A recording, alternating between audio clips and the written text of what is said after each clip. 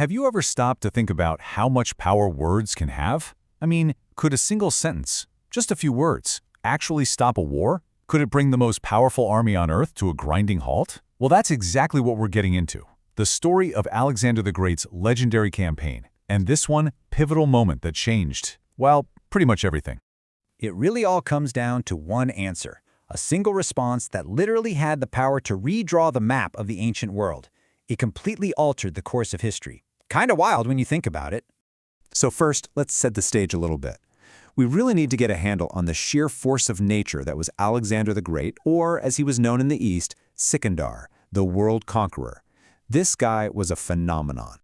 His legendary campaign all kicked off in Greece, with an ambition that honestly knew no limits. He wasn't just conquering lands, he was swallowing entire empires whole.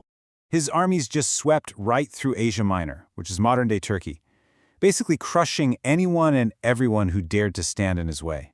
And next up, the mighty Persian Empire.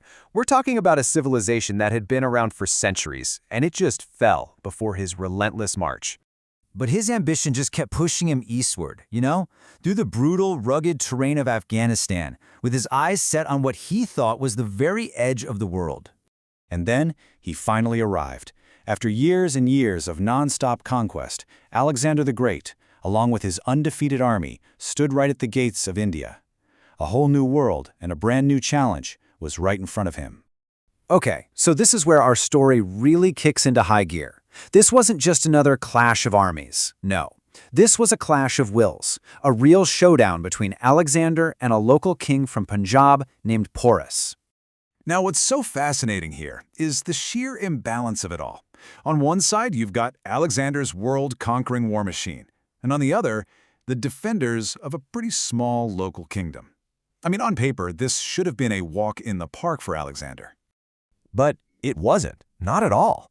Porus and his army, even though they were vastly outnumbered, fought with this incredible courage and ferocity that just stunned the invaders. It turned out to be a brutal, really hard-won battle for Alexander. So the battle is finally over, and in the aftermath, the stage is set for a moment that would go down in history, something truly legendary. King Porus was, in the end, defeated and captured.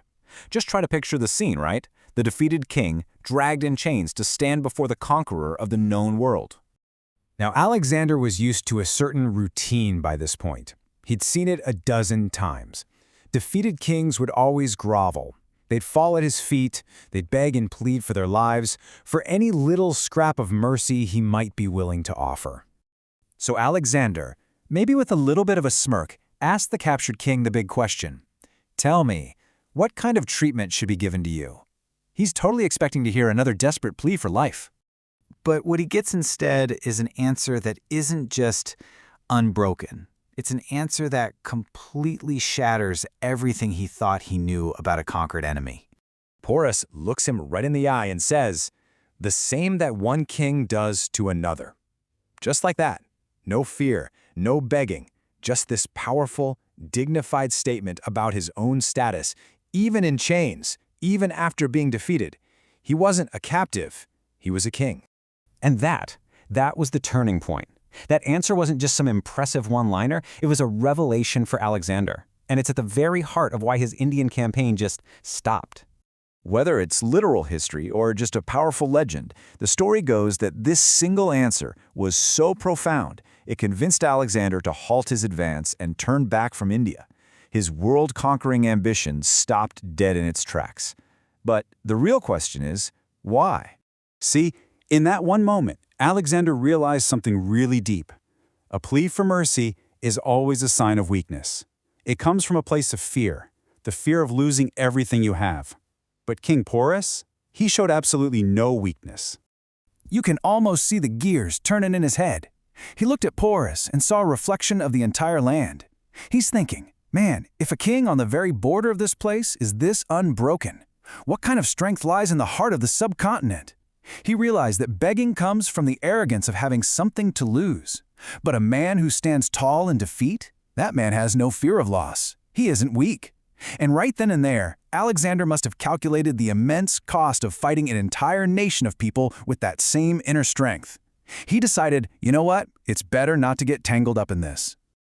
Just think about the alternate history for a second. If Porus had begged, if he had groveled like all the others, it would have signaled weakness, and Alexander would have likely seen that as a green light and marched his army all the way to the great empire of Magad. But he didn't. It's just an incredible story of dignity in the face of overwhelming power. And it leaves us with a really fascinating question to think about. In the grand sweep of history, how much power can a single answer, delivered with total conviction and without an ounce of fear, truly hold?